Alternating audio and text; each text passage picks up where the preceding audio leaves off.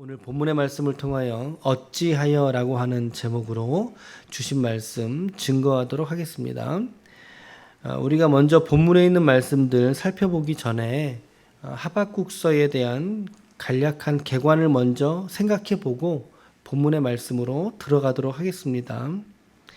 예언자 하박국은 다른 예언자들과 차이점이 있다면 하나님께 끊임없는 질문을 던지고 있다는 것입니다. 하나님께 질문하는 예언자입니다.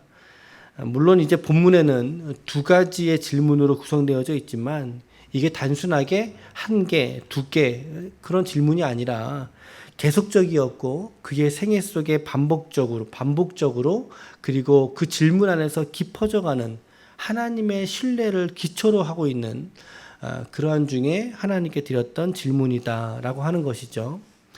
하박국은 마치 시편의 분류에서 구분하고 있는 탄식 시편의 양식을 부분적으로 가지고 있습니다. 탄식시 우리가 배웠었죠. 탄식 시편이 어떤 내용으로 되어 있습니까? 하나님을 부르거나 하나님께 외치죠. 하나님이야. 그러면서 그 시인의 절망과 고통을 말합니다. 그리고 하나님께 도움을 요청합니다. 하나님을 신뢰합니다. 그리고 하나님의 응답을 기다립니다. 혹은 확신하게 됩니다. 그리고 결론으로 가면 어떻게 되죠? 하나님을 찬양하죠. 하나님을 찬양하거나 감사의 노래를 부르면서 탄식 시편이 일반적으로 맞춰지게 됩니다. 그러한 구성의 요소들이 오늘 하박국 안에서도 동일하게 드러나게 된다는 것이죠. 그래서 하박국 1장에서부터 2장 4절까지 그가 살고 있던 시대의 불의함과 악함에 있어서 하나님께 두 가지로 질문을 하게 되고 하나님은 그 두 가지 모두에 있어서 답변을 하박국에게 내려주고 계십니다. 그리고 이제 2장 5절에서부터 2장 마지막 절까지는 그렇게 불의한 자들의 5가지 운명에 관하여 매일 성경에서 첫 번째 화, 두 번째 화, 그리고 5번째 화 이렇게 구분을 해서 나눠주니까 훨씬 더 이해하기가 편하실 것 같아요. 5가지의 그들의 운명에 관한 하나님의 심판 선언이 등장하게 됩니다. 그리고 이제 마지막 장이 3장이죠. 그러니까 하박국서는 3장까지 이루어졌는데 마지막 3장에서는 하박국의 기도 혹은 노래로서 마치고 있습니다. 그 기도 속에서 우리가 너무나 잘 알고 있는 내용이 나오잖아요. 무화과가 무성하지 못하고 포도나무가 열매가 없고 외양간에 소가 없을지라도 하박국은 누구로 말미암아 기뻐하고 즐거워한대요? 누구로 말미암아? 오직 하나님으로 말미암아 내가 여호와로 인하여 즐거워하리라. 정말 이 성경 속에서도요, 여러분 보석처럼 반짝반짝거리는 그 기도가 이 하박국 3장에 이렇게 박혀 있는 것을 우리가 보게 될 것입니다. 이렇듯 하박국 안에는 시대를 향한 메시지와 그리고 그 속에서 하나님의 주권이 선포되고 있는 말씀이 하박국서의 말씀이다. 그런데 정작 하박국 개인에 대한 신상 정보 혹은 어느 시점 어느 때에 이게 기록이 됐다라고 하는 것에 대한 설명은 없습니다. 거의 등장하지 않고 있어요. 단지 1장 6절 말씀 보시면요. 1장 6절에 보면 하나님이 뭐라고 하시죠? 내가 갈대아 사람을 일으켰다 이렇게 되어 있어요. 내가 갈대아 사람을, 여기서 갈대아 사람은 바벨론을 말하고 있거든요. 바벨론. 그러니까 그 나라를 일으키신 때가 언제냐면 바로 남유다의 멸망 바로 이전의 시간입니다. 남유다 멸망 즈음으로 해서 그 전 시간대. 남유다가 몇 년도에 멸망했다고 그랬어요? BC 586년. 바벨론에게 멸망을 했거든요. 갈대아 사람들에게. 그 이전이라 함은 대략 이제 유다에서 마지막 세 번째 왕이었던 여호야김, 그때 다스리던 때가 BC 610년에서 597년 사이, 그 어간이 될 것 같은데 정확하지 않다는 거죠. 저도 이제 이 3장에 보면 하박국의 기도라고 이제 제 성경책에 주석을 달아주면서 BC 620년경 이렇게 돼 있거든요. 여러분 성경에도 아마 연대수가 좀 기록이 됐을 수도 있어요. 그러니까 BC 620년에서 597년 그 정도 어간이 되지 않을까? 그러니까 예레미야 시대와 동시대 인물인 거죠. 예레미야와. 그 정도만 우리가 이 하박국의 배경에 대해서 알 수 있다, 언급할 수 있겠다라는 것입니다. 자, 그럼 이제 1절 말씀으로 보시겠습니다. 1절에 보시면 이게 표제입니다. 이게 1절이 표제인데요. 뭐라고 되어 있어요? 시작. 선지자 하박국이 묵시로 받은 경고라. 이 말씀에 지금 네 가지 단어로 되어 있죠. 네 가지 단어. 그렇죠? 선지자, 예언자, 하박국이 등장하고 묵시로 받은 경고라. 이 경고라는 것은 예언이다 이 말입니다. 예언이다, 말씀이다 이 말입니다. 이러한 네 가지의 단어들만 우리가 조합을 이렇게 해보면, 생각해보면 여러분 꼭 하나님의 임재라고 하는 것이요, 어떤 강력한 신적인 체험을 동반하지 않을지라도, 그렇죠? 뭐 엘리야가 하늘에서 불이 떨어지는 그러한 신적인 경험을 동반하지 않을지라도 역시 하나님은 충분히 하나님의 역사로 임재하신다라고 하는 것을 우리가 생각해 볼 수 있다는 것입니다. 우리가 신앙생활을 하면서 강력한 영적인 체험이 필요할 때도 있습니다. 특별히 이제 초신자들, 예수 믿은 지 얼마 안 된 사람들에게 하나님은 어쩔 때는 이렇게 방언의 은사를 뭐 그분들이 원치 않을지라도 막 주시잖아요. 그래서 나 오늘 신비한 체험했다고. 왜 그럴까요? 사람이 그만큼 신비한 체험을 경험함에 있어서 연약하거든요, 우리들이. 그렇기 때문에 그런 어떤 체험들을 주기도 하는데, 물론 필요해요, 그럴 때가. 그것을 부인하거나 없다라고 말하는 것이 아닙니다. 그것도 필요하지만.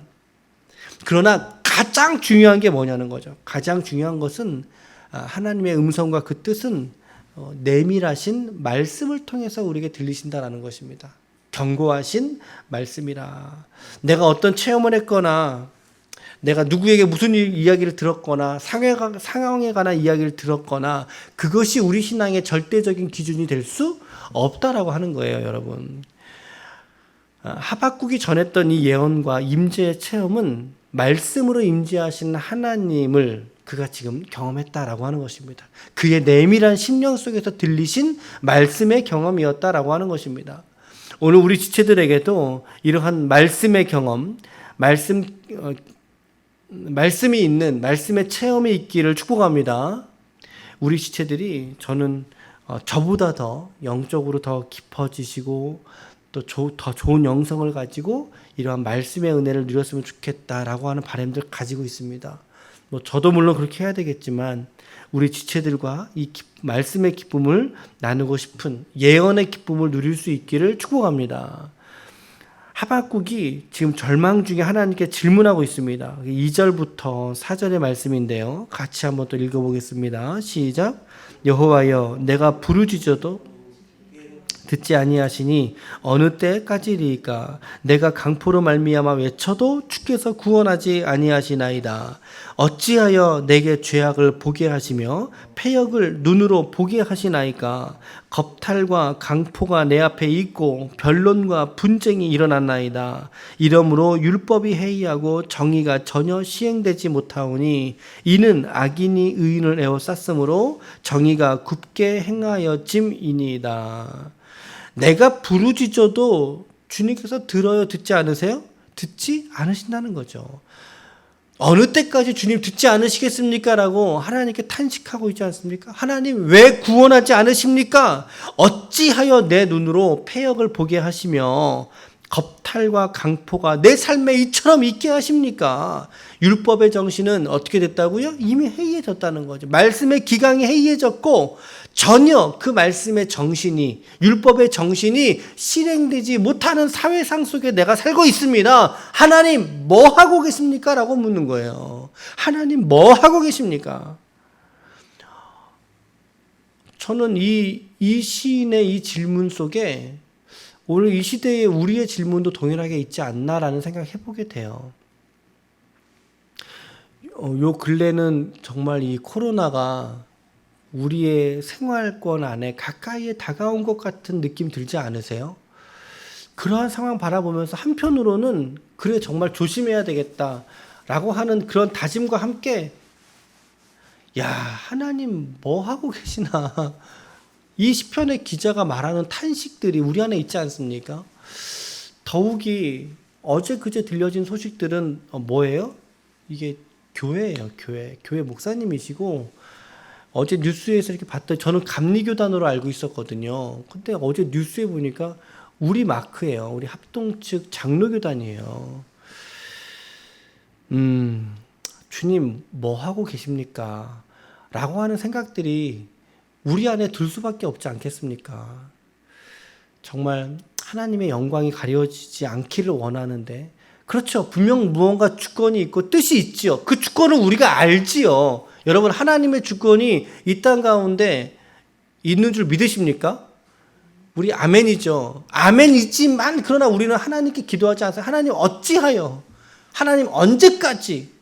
이거 뭐 비록 우리는 지금 몇 개월 가지고 우린 이러지만, 그러나 이 시대의 이 사람들은 뭐예요? 국가적인 멸망 앞에 있거든요. 그러니까 더 절망스러웠던 거죠. 더 절규였던 것이고, 저는 이러한 오늘의 우리의 기도와 참 맥락을 같이 한다라고 하는 그런 생각이 이 대목 안에서 묵상이 되어졌어요. 어쩌면 불평처럼 들리고 푸념처럼 들리지 모르지만 하박국의 마음은 하나님의 주권을 알고 있어요. 알고 있어요. 그러나 하나님께 질문을 드림으로 말미암아 하나님의 말씀을 확증으로 그는 받기를 원했다라는 거 하는 것이죠. 우리 이 땅을 살아가면서 이러한 마찬가지의 고백할 때가 있지요. 그렇죠? 하나님의 말씀과 그 뜻을 알아요. 하지만 우리의 삶의 현실의 거리가 멀리 동떨어질 때가 있지 않느냐라는 거죠. 말씀의 약속을 알아요. 그런데 우리의 삶은 그렇지 않아요. 그 이격이 멀면 멀수록 우리 성도들은 중간에서 힘들 수밖에 없다라는 거죠. 마음에 말씀과 현실 그 중간을 살아가고 있는 성도들이 하나님 언제까지 내가 그리고 우리가 살아가야 합니까? 라고 우리도 탄식할 수 있다라고 하는 거예요. 절망할 수 있고 또 매번 반복되는 실패 속에서 우리는 좌절될 수 있겠지요. 더 가까이 들려오는 소리와 소문 속에서 우리가 눈물과 염려를 가질 수도 있다라는 거예요. 그럴 때 우리가 정직하게 하나님께 기도하면서 하나님께 나아올 수 있기를 축복합니다. 하나님께 나아갈 줄 아는 성도가 되자. 하나님이 이제 그에게 대답하시는데 5절로 11절이죠. 근데 이 말씀에서 하나님의 의도가 뭐지? 라고 하는 생각을 저는 얼른 해보게 됩니다. 심하게 말하면 동문서답 같은 대답하고 있는 것 같지 않으세요? 동문서답처럼? 하박국의 질문은 뭐예요? 2절과 3절 사이에 보세요. 하박국의 질문의 요지는 뭐였어요? 언제까지입니까? 라고 하는 탄식이에요. 여러분, 언제까지입니까? 라고 물으면 뭐라고 대답해야 돼요? 언제까지다 라고 대답해야 돼요. 맞지요? 언제까지다. 그리고 또 하나님 왜 그렇습니까? 라고 묻잖아요. 어찌하여 라고 묻잖아요. 그러니까 질문이 어찌하여니까 대답은 뭐로 대답해야 돼요? 이런 것 때문이야 라고 이제 대답을 하는 게 맞는데, 그런데 하나님의 답변은 언제까지야? 왜 그런 거야? 라고 하는 대답이 아니다라는 거죠. 그러한 방향의 답변이 아니에요. 5절 말씀을 보시면 여호와께서 이르시되 너희는 여러 나라를 보고 또 보고 놀라고 또 놀랄지어다. 이렇게 말씀하고 있어요. 너희의 생전에 내가 한 가지 일을 행할 것이라 누가 너희에게 말할지라도 너희가 믿지 아니하리라. 그러면서 그 놀랄 일이 무엇인가 지금 말씀하고 있는. 놀랄 일이 무엇입니까? 6절 말씀 같이 읽어볼게요. 시작. 보라 내가 싸놨고 성급한 백성 곧 땅이 넓은 곳으로 다니며 자기의 소유가 아닌 거처들을 점령하는 갈대아 사람을 일으켰나니. 6절에서 우리는 하박국이 예언했던 시대의 정치 상황을 알 수 있는 단어가 여기 나온다 이 말이죠. 그게 뭐라고요? 하나님이 누굴 일으키셨다고요? 갈대아 사람을 일으켰다라는 거예요. 갈대아 사람, 바벨론이라고 말씀드렸어요. 당시에 이 중동의 패권은요, 아시리아, 아수르가 차지하고 있었죠. 그러니까 이제 북이스라엘이 어느 나라에 멸망했어요? 아수르에 멸망을 했단 말이죠. 언제? 722년에 멸망을 했어요. 그런데 그 아수르의 중동 패권이 점점 약해지고 있었단 말이죠. 그러니까 아수르는 저물어져 가고 저물어져 가는 아수르 사이에서 지금 이집트는 새롭게 자기의 나라를 꿈꾸려고 지금 부활을 꿈꾸고 있던 차에 하나님이 갈대아 사람인 바벨론을 일으키시는 이 삼각구도의 틈바구니 속에 지금 남유다가 지금 이렇게 지금 위치하고 있지 않습니까? 결국에는 이 남유다가 바벨론에게 멸망을 하게 됩니다. 그런데 이 바벨론을 누가 일으키셨다고요? 하나님이 일으키셨다고요. 하나님이. 그 나라가 얼마나 강력한지 몰라요. 7절부터 11절인데 여러분 좀 눈으로 보시면서요. 8절 보세요. 그들의 말이 표범보다 빠르대요. 이거 말이 표범보다 빨라요? 아니죠. 사실은 표범이 더 빠르지 않겠어요? 이거 모르겠네 이거는. 근데 표범보다 더 빠르대요. 그리고 또 배고픈 이리보다 싸납다. 저녁 일이라 그랬죠. 그러니까 이제 배가 고픈, 배가 줄여서 이제 무언가 먹어야지 잘 수 있는 그 이리보다 사납대요. 여러분 말이 이리보다 사나워요? 아니잖아요. 말은 그 채식 동물이잖아요. 근데 이리는 육식 동물이라고요. 근데 이리보다 더 사납대요. 말이. 독수리가 나는 것처럼 마병은 더 강력하대요. 독수리가 나는 그것보다. 그리고 모래같이 많은 사람들을 점령해서 끌어갈 거라는 거죠. 그리고 각 속국의 왕들, 자기들이 점령하는 그 왕들을 멸시한다. 마지막에 11절. 그들은 자기들의 힘을 11절 같이 읽을게요. 시작. 그들은 자기들의 힘을 자기들의 신으로 삼는 자들이라. 이에 바람같이 급히 몰아 지나치게 행하여 범죄하리라. 이 말씀 제가 세 번역으로 읽어드릴게요. 들어보세요. 그러나 제 힘이 곧 하나님이라고 여기는 이 죄인들도 마침내 바람처럼 사라져서 없어질 것이다. 이렇게 세 번역은 번역해주고 있어요. 그러니까 하나님은 하박국의 질문에 우리가 처음에는 왜 이렇게 대답하시지라고 이해를 했지만 그러나 결국에는 뭐예요? 하나님이 그들을 심판해서 그 땅 가운데서도 그것들을 멸하시겠다. 없어져 버리게 하시겠다라고 말씀하고 있다라는 거죠. 저는 이 상황들이 어쩜 지금의 우리 상황들하고 이렇게 맥을 같이 하는지 모르겠어요.